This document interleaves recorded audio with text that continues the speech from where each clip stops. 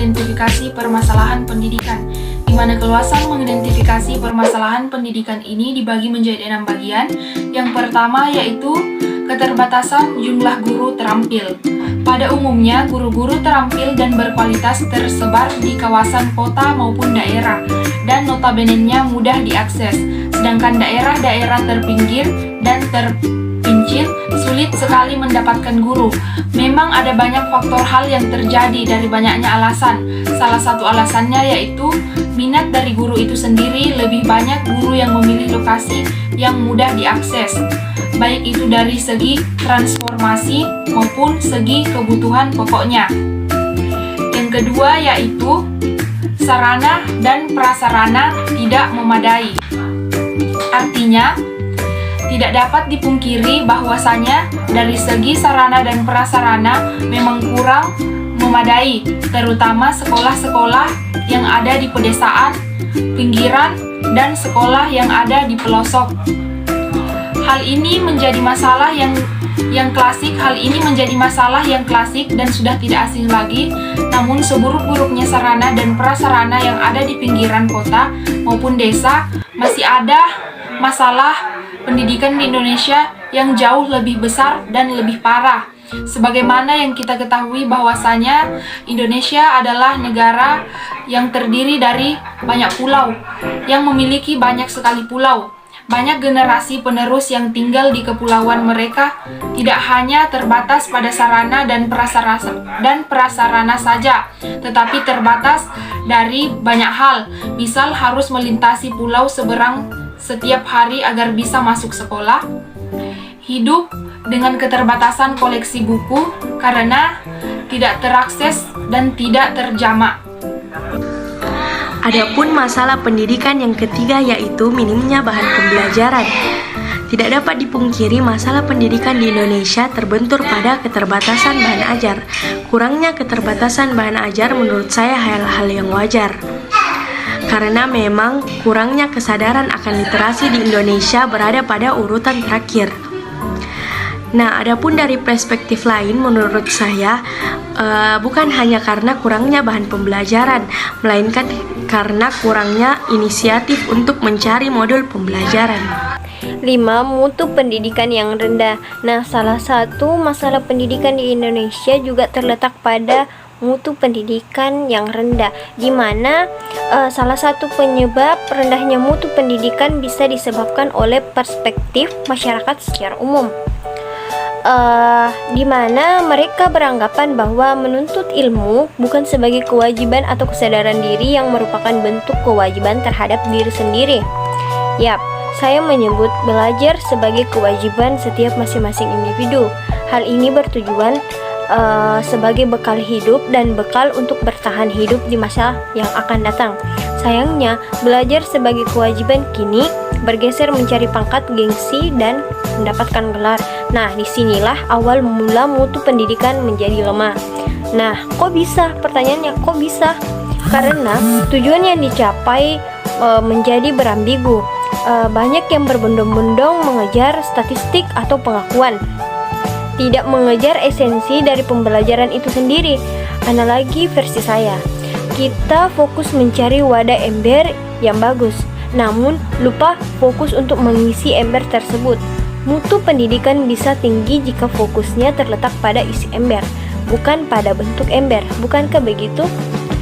Yang keenam, minoritas bagi kelompok difabel. Masalah pendidikan di Indonesia tidak banyak dijadikan sorotan adalah masalah pendidikan bagi kelompok difabel, di mana ternyata masih banyak kelompok difabel yang kesulitan dalam mencari sekolah inklusi.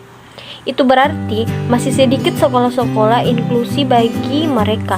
Satu sisi, sekolah inklusi secara tidak langsung juga mengkotak-kotakan dan semakin tereksklusi dari realitas sosial. Kendala yang sering dihadapi bagi difabel ketika memutuskan sekolah umum yakni mereka terkendala dari pembangunan sekolah yang tidak ramah untuk difabel. Misalnya tidak ada jalan khusus difabel yang menggunakan sepatu roda ataupun pintu kurang representatif bagi difabel. Belum lagi masalah buku-buku pelajaran yang dikemas khusus untuk kelompok difabel. Pengertian discovery, invention, dan innovation.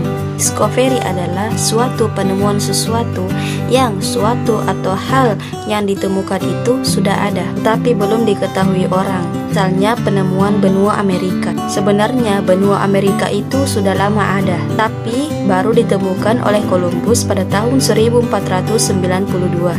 Maka dikatakan Columbus menemukan benua Amerika. Artinya, orang yang pertama menemukan benua Amerika. Invensi atau invention adalah suatu penemuan sesuatu yang benar-benar baru. Artinya, hasil kreasi manusia. Benda atau hal yang ditemui itu benar-benar sebelumnya belum ada. Kemudian diadakan dengan hasil kreasi baru.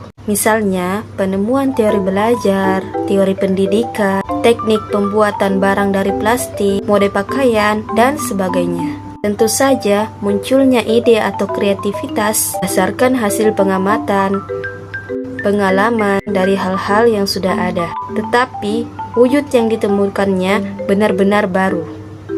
Inovasi atau innovation ialah suatu ide, barang, kejadian, metode yang dirasakan atau yang diamati sebagai suatu hal yang baru bagi seseorang atau sekelompok orang masyarakat, baik itu berupa hasil invention maupun discovery. Inovasi diadakan untuk mencapai tujuan tertentu atau untuk memecahkan masalah tertentu agar memperoleh manfaat yang lebih jelas tentang pengertian inovasi dan juga guna memperluas wawasan perhatian. B. Inovasi dan modernisasi. Inovasi merupakan suatu proses untuk mewujudkan suatu pengetahuan, gagasan, atau ide yang kemudian disesuaikan guna mendapat nilai baru suatu produk, proses, atau jasa. Sedangkan modernisasi adalah perubahan proses sistem sosial, ekonomi, dan politik. Proses perubahan itu telah berkembang secara bertahap, dan tidak semua masyarakat berkembang dalam tahap yang sama. Menurut Kuncharaningrat, modernisasi adalah suatu usaha untuk hidup sesuai keadaan dunia sekarang. Dari teori tersebut dapat disimpulkan bahwa modernisasi adalah proses perubahan sosial dari masyarakat tradisional yang belum modern ke masyarakat yang lebih maju atau masyarakat industri yang sudah modern. Di antara tanda-tanda masyarakat yang sudah maju ialah bidang ekonomi yang sudah makmur, bidang politik yang sudah stabil, dan terpenuhinya pelayanan kebutuhan pendidikan serta kesehatan.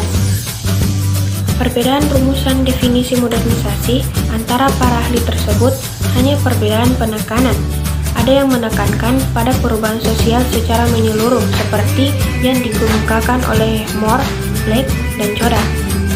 Mereka mengartikan modernisasi sebagai proses perubahan kehidupan masyarakat. Sedangkan Rogers, Lerner, dan Inkeles menekankan pada perubahan pribadi atau individu. Artinya, perubahan individu dari gaya atau pola hidup yang tradisional ke pola atau gaya hidup yang modern. Yang pertama, perubahan sikap. Sifat atau gaya hidup individu terjadi sebagai akibat terjadinya perubahan kehidupan masyarakat, yakni dari masyarakat tradisional ke masyarakat yang modern. Yang kedua, selalu siap menghadapi perubahan sosial. Artinya, siap untuk menerima perubahan-perubahan yang terjadi dalam masyarakat. Contohnya, partisipasi dalam bidang politik, peningkatan kesempatan kerja, perpindahan penduduk, dan lain-lain. Yang ketiga, berpandangan yang luas. Artinya, pendapat-pendapatnya tidak hanya berasal pada dirinya sendiri, tetapi juga mendengarkan apa pendapat orang lain. Yang keempat, mempunyai dorongan ingin tahu yang kuat. Yang kelima, manusia modern lebih berorientasi pada masa sekarang dan masa yang akan datang daripada masa lampau. Yang keenam, manusia modern berorientasi dan juga percaya pada perencanaan, baik itu perencanaan jangka panjang ataupun perencanaan jangka pendek. Yang ketujuh, manusia modern lebih percaya pada hasil perhitungan manusia daripada takdir. Yang kedelapan, manusia modern menghargai keterampilan teknik dan juga menggunakannya sebagai dasar pemberian imbalan. Yang kesembilan, wawasan pendidikan dan pekerjaan. manusia modern memiliki wawasan yang maju tentang pendidikan dan juga pekerjaan. Yang ke-10, manusia modern menyadari dan menghargai kemuliaan orang lain, terutama kepada orang-orang yang lemah, contohnya seperti wanita, anak-anak, dan juga bawahannya. Yang ke-11, memahami perlunya produksi. Jadi, dapat disimpulkan bahwa diterimanya suatu inovasi sebagai tanda adanya modernisasi. Misalnya, pada peningkatan kesejahteraan perlu diadakan transmigrasi. Nah, transmigrasi ini merupakan sesuatu hal yang baru bagi masyarakat. Maka, transmigrasi ini adalah suatu inovasi. Masyarakat yang sudah mau menerima ide transmigrasi dan mau melaksanakan transmigrasi berarti sudah memenuhi ciri masyarakat tradisional dan juga akan menghadapi perubahan dan mau meninggalkan pola hidup masa lampaunya atau pola hidup tradisional. Inovasi pendidikan adalah inovasi dalam bidang pendidikan atau inovasi untuk memecahkan masalah pendidikan. Jadi, inovasi pendidikan ialah suatu ide, barang, metode yang dirasakan atau diamati sebagai hal yang baru bagi seseorang atau sekelompok orang atau masyarakat, baik berupa hasil invensi atau discovery yang digunakan untuk mencapai tujuan pendidikan atau untuk memecahkan masalah pendidikan. Pendidikan adalah suatu sistem, maka inovasi pendidikan mencakup hal-hal yang berhubungan dengan komponen sistem pendidikan, baik sistem dalam arti sekolah, perguruan tinggi atau lembaga pendidikan yang lain, maupun sistem dalam arti yang luas, misalnya sistem pendidikan nasional. Kesimpulan yang dapat diambil adalah masalah pendidikan di Indonesia memang kompleks, di mana permasalahan yang muncul cukup mengganggu dalam rangka memaksimalkan dunia pendidikan. Nah, berikut adalah beberapa masalah pendidikan di Indonesia. Barangkali salah satu dari checklist di bawah seperti yang kamu rasakan saat ini. Berikut ada 6 masalah pendidikan di Indonesia. Yang pertama, keterbatasan jumlah guru. Yang kedua, sarana dan prasarana yang tidak memadai. Ketiga, minimnya bahan pembelajaran. Keempat, mahalnya dana pendidikan. Kelima, mutu pendidikan rendah. Keenam, minoritas bagi kelompok difabel. Cara atau solusi dalam mengatasi permasalahan pendidikan yaitu pertama, meningkatkan kualitas tenaga pendidik. Kedua, meningkatkan efisiensi proses pembelajaran.